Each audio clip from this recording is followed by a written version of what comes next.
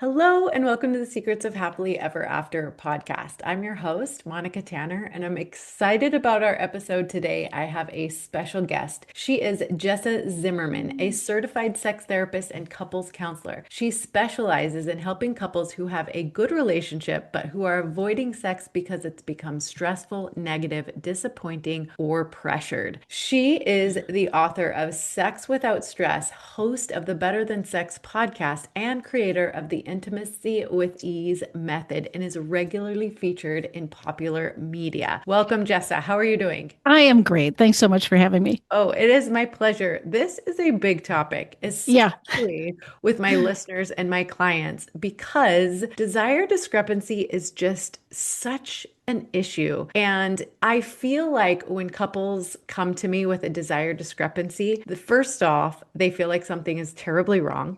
right. And secondly, the higher desire partner usually comes in with like, can you just fix my lower desire spouse, right? Yeah, Like let's just fix the problem, focus all your attention on them, and we'll just get this worked out, right? right, right. I mean, I think the first thing people have to understand is that desire discrepancy is actually universal. Because, I mean, maybe not in the very beginning of a relationship, but over time, like no two people are going to want exactly the same amount of sex. So when you really think about it, it's like, of course, there are differences in libido. And that doesn't mean something is going horribly wrong. Yeah, I like to universalize it even a little bit more because I'm like, yes, there is desire discrepancy in sex, but there's actually desire discrepancy on any topic you bring On up to almost marriage. any topic. Right, right. Right? And You're some, going to have somebody who wants the house cleaner. You're going to have somebody who wants to spend more money and somebody who wants to spend less. Somebody who wants to discipline the kids more and somebody right. who's less, right? Like literally any topic you're talking about in marriage, there's Yes. going to be a desire discrepancy. So let's not get all freaked out about the Right. fact that one of you wants sex a little bit more than the other. Yeah, and I'm glad you're pointing that out because I use those other examples sometimes to illustrate the dynamics because it can be really helpful for somebody who's the higher desire person around sex to understand, wait, but I'm the lower desire around budgeting. And Yeah. now I know how that feels. Like it can give them some empathy or compassion for the other role when they realize, oh, I'm in that role around some other topic. Exactly. That's a great way of thinking about it. Yeah, So yeah. you can Yeah, you can relate. You can sure. empathize. You Yes, can yes, you all of can. a sudden it can make sense. Like, oh, right. I feel pressured around budgeting when I Yeah. don't want to do it because it Yeah, matters less and to me. usually it's the lower desire partner who has a little more control in the relationship, right? You kind of go to the lowest common denominator. Yeah, any lower desire person has the control. And this is the thing, it's not because they want it. Usually they hate it, actually, especially around sex, because it feels like pressure, but they're the one, if their partner is always a yes, they're the one saying yes or no, or if, or when, or how. Like it's their hand on the spigot. And Mhm.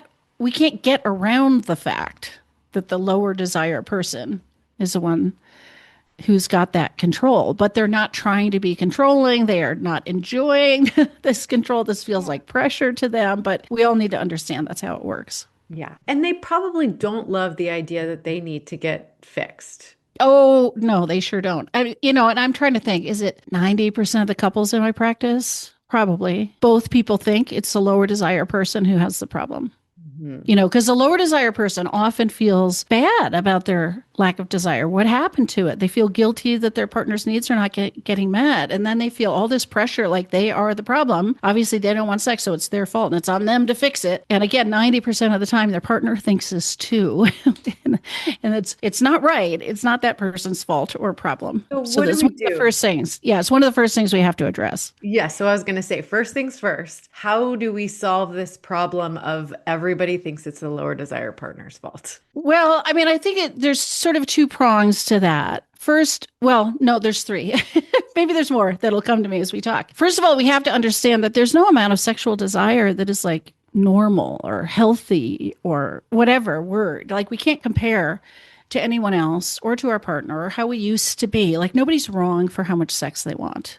How Mhm. much, how it works for them. So you can't have too little, but you also can't have too much. I mean, it's just like what you want This is just how it is for you. And often there are obstacles in the way, really legitimate obstacles that are making it hard. That makes sense why somebody would struggle to feel desire or to feel pleasure, or it's in the way of their sexual functioning. So there are like real things in the way that we have to unpack and discover. So things just about, health issues, mental health, relationship conflict, like maybe you don't want to have sex with your partner because you guys are in conflict all the time, right? There's children and there's work stress. And there's so many things that make sense it could get in the way. So somebody's not broken. We have to figure out what are these legitimate obstacles, right? And then there's the whole concept of what I call proactive desire and reactive desire. Some people might have heard that as spontaneous desire or responsive desire, but we don't tend to understand how sexual desire actually works. So when somebody comes in and says they have zero desire for sex, what they generally mean, they don't know they mean this, is they don't have the proactive kind. It just doesn't come up spontaneously and they're thinking about it and wanting it. But what we have to realize is we can access the other kind if the environment is right. And then then anybody can want at least some sex. And so, it's like moving those obstacles and then tapping into that kind of hidden desire that people can have. Yeah. So let's give people a really actionable step-by-step framework. If you're the lower desire partner, how do you go about figuring out what are the obstacles? Well, I'd back up a step. I wouldn't put it all on this lower desire person, because even that framing somebody might hear, see, it's my job to fix this. So I think the first thing I would say is that a couple should really look at how have they each contributed to building up the pressure? Like, what have their expectations been around this? What myths? So wait, you're giving assignments to each partner. Yeah, in a way. They can sort of do it together too, but each person has sort of their own side of the court, So I really like to start with what is the higher desire person doing that's making this whole thing worse, Yes. Because the lower desire person is already coming in feeling so bad and like it's on them. And often actually is at this point sort of resistant to looking at this. They could be very, defensive or protected or shut down. It could be so heavy on them that I like to start with a higher desire person who's often coming in kind of motivated. Right? Can you fix my partner? It's like, well, let's look at how you've fallen into some of the traps. This is great. This is so great because, yes, oftentimes by the time I see a couple, it's the lower desire partner who feels like they've tried everything. Like they're broken and cannot be fixed. Yeah, so right. That's just how I am now, right? Yeah. So the first step, and in fact, in my course too, like where I start is creating hope, which starts with understanding how we got here. Like, what have we been doing? That, of course, this makes sense where we got there. Well, one of the first traps is just thinking your partner's broken. Something's wrong with them. They're missing something they used to have. They should go see their doctor, test their hormones or whatever. And even if you don't say this stuff, if you're thinking your partner's broken, they're going to read that. So we have to rebalance that right away. Like, wait, they're up against real stuff. Their desire works differently. Let's not view them as a better frame for the higher desire partner to be looking at? Well, that we have co-created something that's become more stressful, first of all, and that my partner has legitimate obstacles that are making it harder for them. They're not broken. There's stuff that makes sense if we would just understand it. And that their desire probably works differently. And we've never accommodated that. So all of a sudden that resets, like, wait a minute, what's actually happening here? Right. So for the higher desire partner is how am I contributing to perhaps my partner's obstacles or resistance to. Yes. And then we've got a trap and this is so common. So many higher desire partners feel rejected. They take it personally. But what happens if you do that? Well, first of all, you turn into what I call one of the 7 dwarves: grumpy, weepy, mopey, needy, whiny, surly, resentful. There could be 20 of them, but I love that. If you take it personally and feel rejected, it sucks, right? That's miserable. And it's likely to show up in how you behave. Mm-hmm. And so if you get, mopey or grumpy after this, there's a consequence now to your partner's lower desire. And they're getting the message, whether you mean it or not, they should have sex with you so you feel better about yourself. Mm-hmm. Not because, this is some joyous place we go together. Well, that's a problem in and of itself because now it's the lower desire partner's job to manage. Right. And it's just building up the sense of, obligation around this. It's changing the meaning of sex. And that's really problematic. That's not going to help a lower desire person actually want it. Right. Yeah. And certainly higher desire partners often tend to frame things around their own pain. Yeah. And while their pain is valid, they're suffering and they're missing this thing. And it's really important if they approach the conversation from that point, it just piles on their partner feeling worse and bad and guilty, which doesn't help them step into doing something differently. I really like to start with the higher desire person's role and understanding, like, wow, I've done check all those boxes and it makes sense. Like, holy cow, I've piled on here. It's not just my partner. Yes. Yeah. I And I love think that. that, yeah, and that gives a lower desire person maybe finally a little bit of sense The of relief. relief. Yeah, Yes. relief. It's not just me. And it's like, yes. And most of them recognize, once I start talking about this, they both start to recognize this has been happening. Yeah. Right. Okay. I love that. And I also love the direction you were going. And I kind of cut you off when you were saying sex is a place that we go together. Yeah. I mean, to me, sex is, first of all, it's not about what we're doing with what body parts or who's doing what. It's not that simple. It's about sharing pleasure and connection with each other. And it's supposed to be just easy and fun and natural. If we can change how we have conceived of it from, most of us approach sex, another trap for people, very goal oriented. Hmm. I use a slide in my training about it, a football field, and it's like we could go 98 yards down the field, but if we don't cross the goal line, it doesn't count. And it's like that's how a lot of people are approaching sex, as if it's something very particular with a particular outcome. Hmm. And that's a lot of pressure. Yeah. So I mean, a lot of times I give couples homework assignments that have a lot to do with just enjoying the experience of being aroused and turned on without having a goal. Yeah. Yeah, it's crucial. I mean, I think the metaphor I use is sex is like we're going to the playground. It's childish, but I haven't come up with an adult version of this. But anyway, the point is the outing. It's not about what we do when we get there. You don't go to the playground and have an agenda.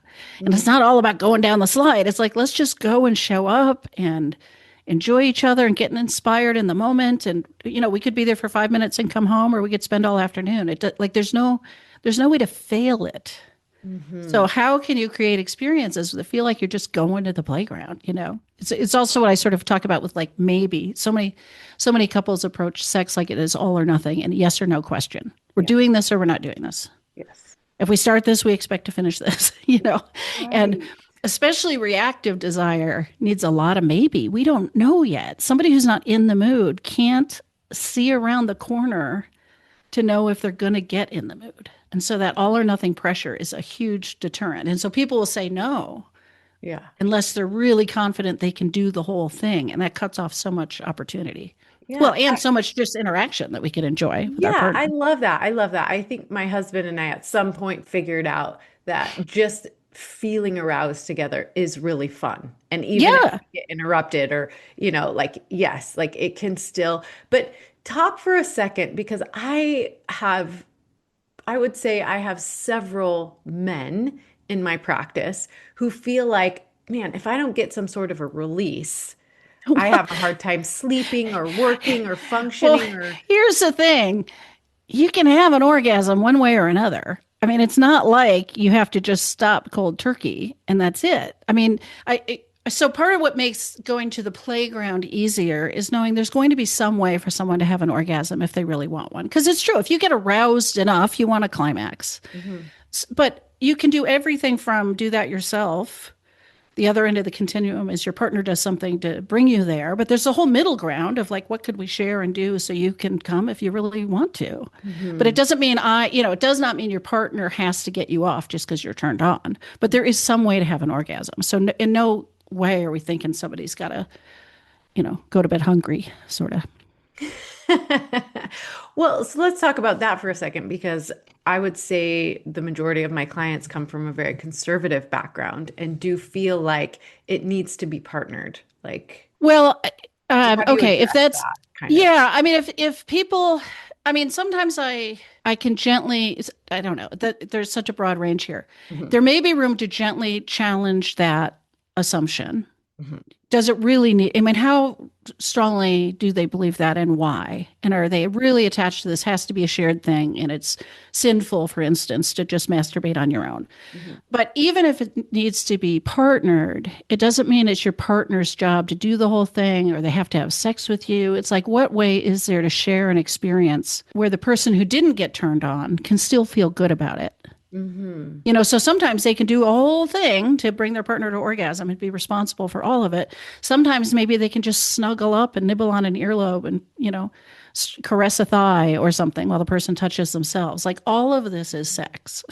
And all of this could really be experienced as a shared beautiful thing.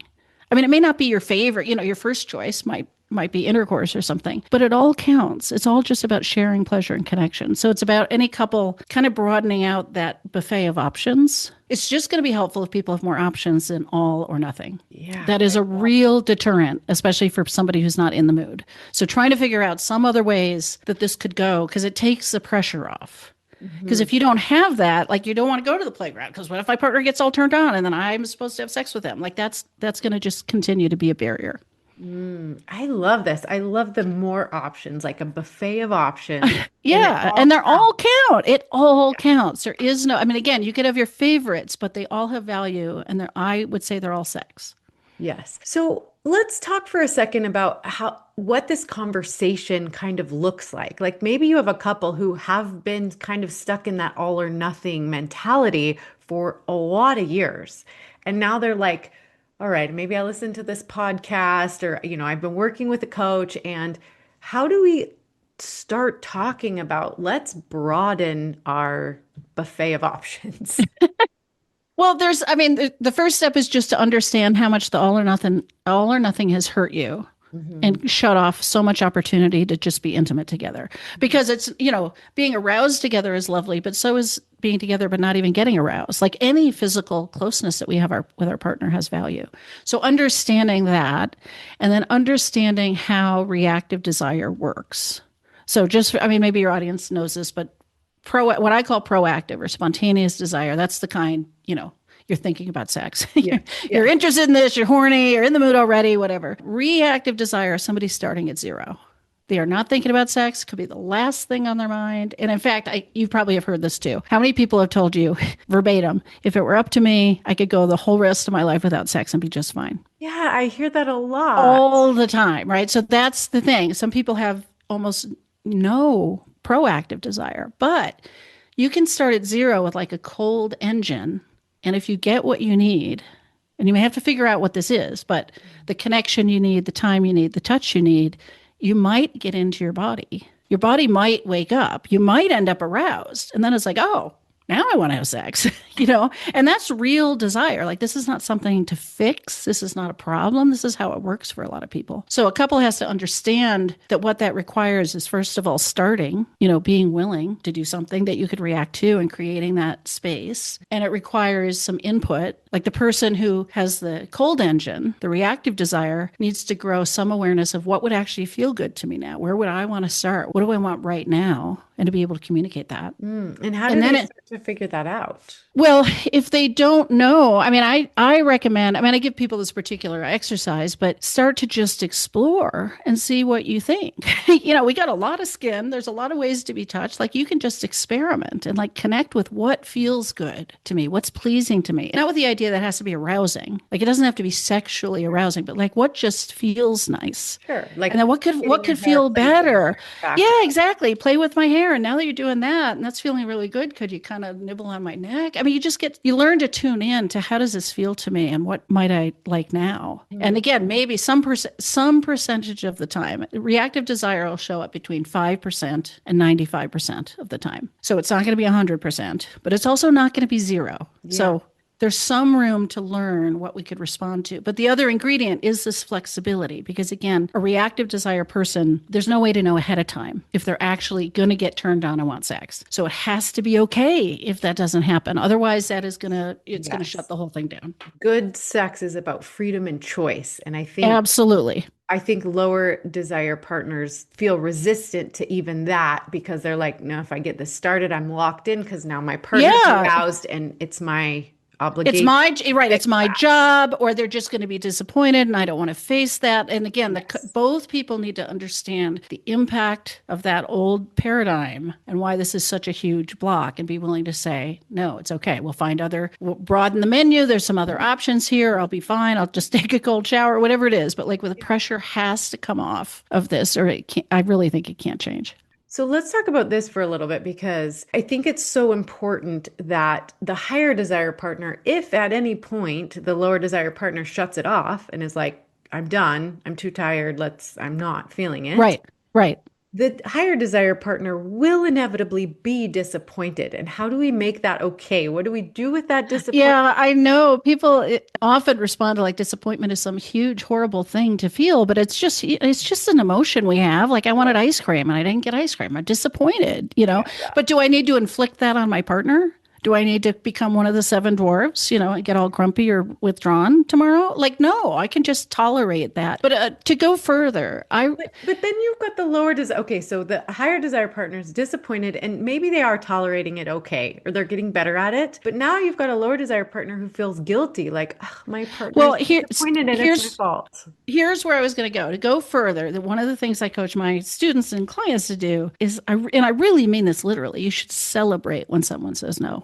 You really should, because they are taking care of themselves. Yeah. So first of all, you don't have to. You don't have to be like, oh, I'm supposed to read the room and know if it's okay, and it's all on me to figure this out. Well, that's impossible. It's on them. But you don't want them doing something that would be bad for them.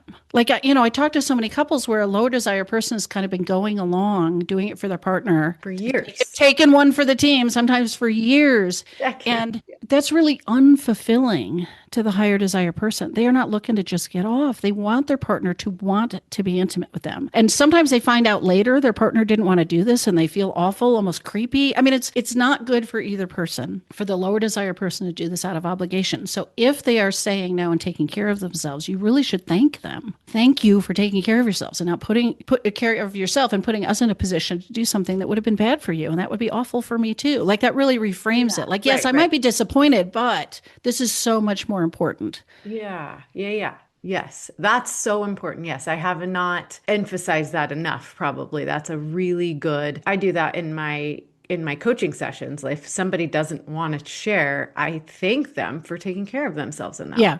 Yeah. Yeah. Yeah. So, And I think when people really can connect, I mean, it's not something you just sort of hollowly say. Somebody has to understand that, wait, if let's say it's a woman and my wife goes along and just submits to this somehow, that feels icky. I don't want that. So if I don't want that, I've got to rely on her to say no. It's like really to reframe that and get that it's something to celebrate. yeah, and I know I work with couples that where the higher desire partner is like kind of lost hope in this. He's just like, it's never gonna work for me, right? And I'm like, you've Right. got to give up the bad sex in order to get to the good sex, Yeah. Yeah. and it's worth it. Yes.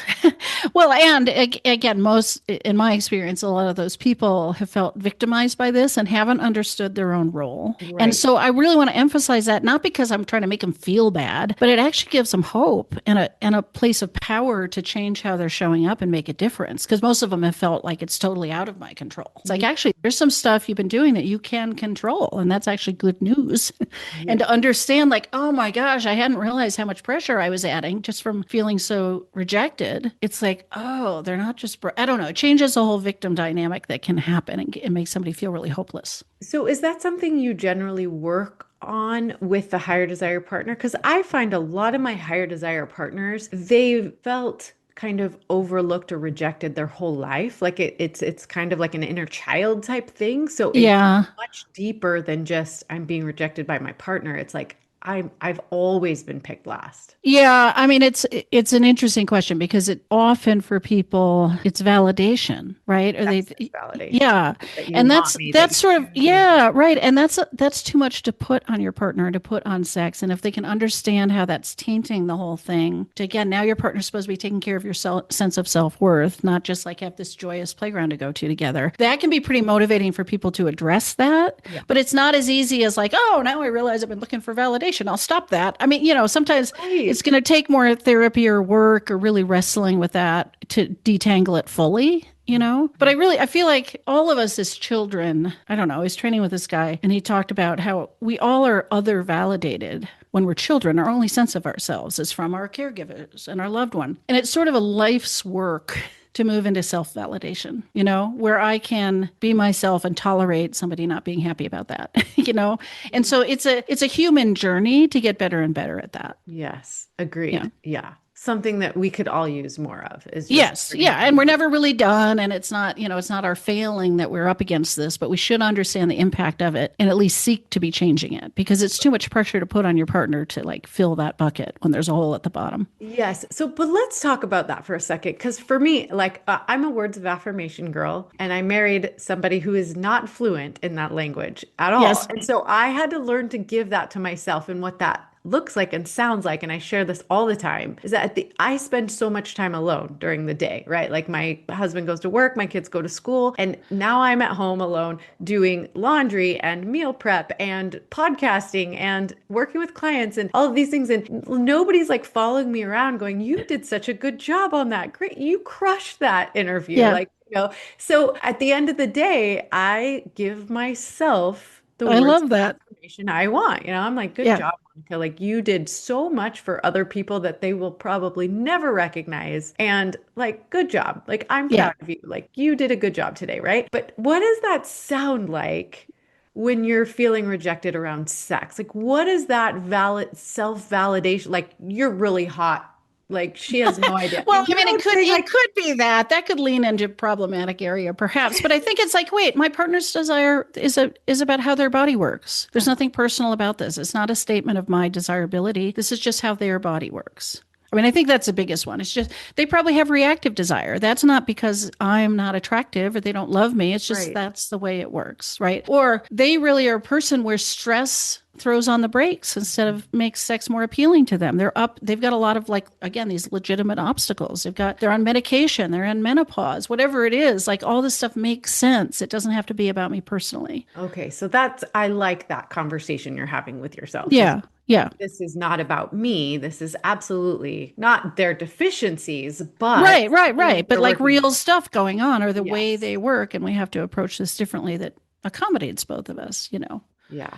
And Okay. I just wanted to point out, like, it's totally fine to want words of affirmation. The Right. problem becomes if you need it, right? If your Yeah. whole sense of self worth is dependent on how other people are responding to you. Like, it feels really nice to be appreciated, right? Or Exactly. whatever, desired. But if we need that and that's in someone else's control, that's where it gets to be problematic. Yeah. So the way I think this relates to sex is because I had to learn that instead of functioning for the benefit of other people, which I'm doing things for other people, but like I almost in my head, it was like it doesn't count unless they see what I'm doing for them or recognize it Ah, or appreciate it, right? But instead, it's like, no, I actually am walking around in my own integrity, doing yeah. things for other people that I feel good about, right? So I'm Yeah. And not like feeling so good over to know you're, yeah. Yeah. exactly. I'm not, it's keeping me from over functioning. Like, I'm not doing things for other people solely so they see and Yeah. appreciate what I'm doing. It's like, Right. no, what can I contribute to this family, to my children, to whatever that I can feel good about Yeah. and show love to these people, right? Yeah, Whether exactly. they recognize it or not. You do it because it feels good to you. And then if you do get appreciation, how lovely, that feels really nice. And Yes, that's fine, awesome. right? But it doesn't Right. require like, wait, I'm not a good person unless everybody else is reflecting back to me that I'm a good person. Or I'm not attractive or interesting unless I'm getting that from my partner. It's just too much responsibility to put on other people. Exactly. So, how this relates to the higher desire partner is because a lot of my higher desire partners are like, I feel like this is a good thing. Like, this is how I show love. And, I love my partner so much. I want to be with them. And so it's really hard now to feel rejected or not that, to not have that be reciprocated. Like, how can something so good? And I feel I'm speaking for a higher desire partner. Like, I feel like this is divinely gifted to us to be able to appreciate this thing in our marriage. And I'm not getting it. Like, how do I Well, it's a make all of that make classic. sense? Yeah, it's a classic inversion where they're trying to do the thing that means the most to them, but it doesn't mean that to their partner. So, I like one example. I mean, one of the things I'll talk about in my touching exercise, for instance, is one person, the thing of highest value to them that would be most pleasing in this moment is for you to brush my hair. And for my partner, maybe he wants oral sex. It's like, how lovely that we are each able to be involved in each other's highest pleasure. I mean, unless we have to say no, right? Like, there's nothing inherently more beneficial about sexual touch than having your hair brushed. Like, if you really are committed to pleasing your partner, you would do the thing and honor the thing that they most want, even if it's not what you wish they wanted, So gets a little It messy for does. people, right? And what if their lower desire partner is locked in? I do not desire sex. And so if you love me, you would just allow me that. Well, I think how do I put this? I think that stance is often coming from a protective place where they haven't understood all the stuff we've been talking about today. Mhm.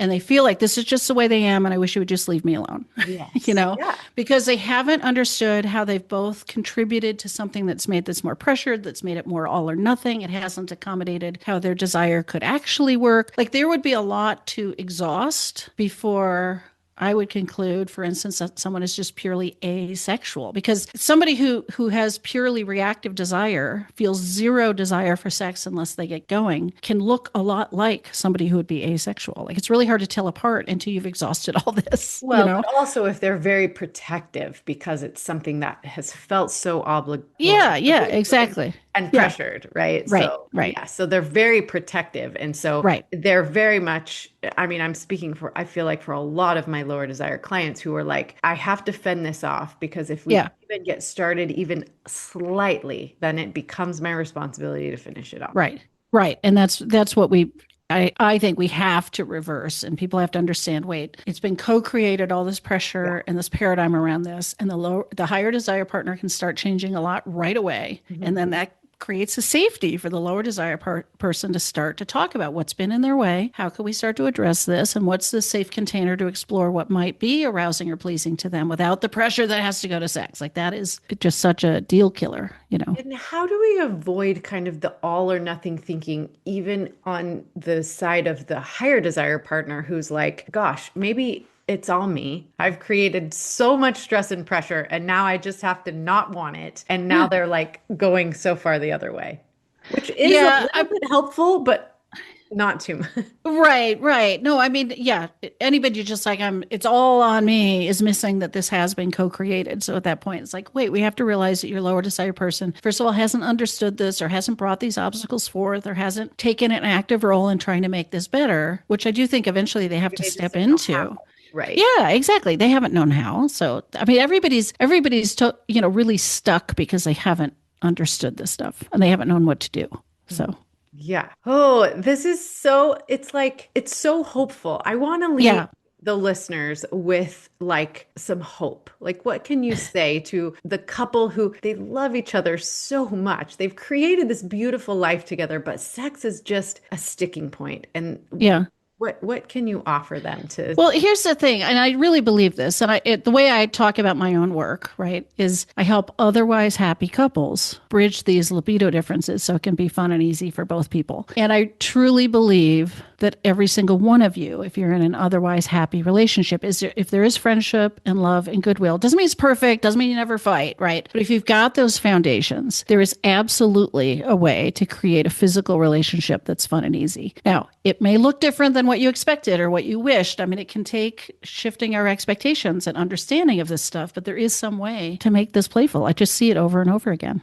Me too. Oh, I love Yeah. that. That was a beautiful message, Jessa. Thank you Yeah. so, so, so much. And thank you for your time today. Please tell the Yeah. listeners where they can get more information about the Yeah, wonderful. I've got so much stuff. But if you go to intimacywithease.com, it's where you can find all my free resources about desire discrepancy. And I've got stuff just for higher desire partners and just for lower. My information about my online courses there, therapy if you're in one of the states where I'm licensed, everything is on that site. Excellent. Thank you so, so much. And we'll have that in the show notes. And Wonderful. yeah, thank you so much for your time. You are welcome.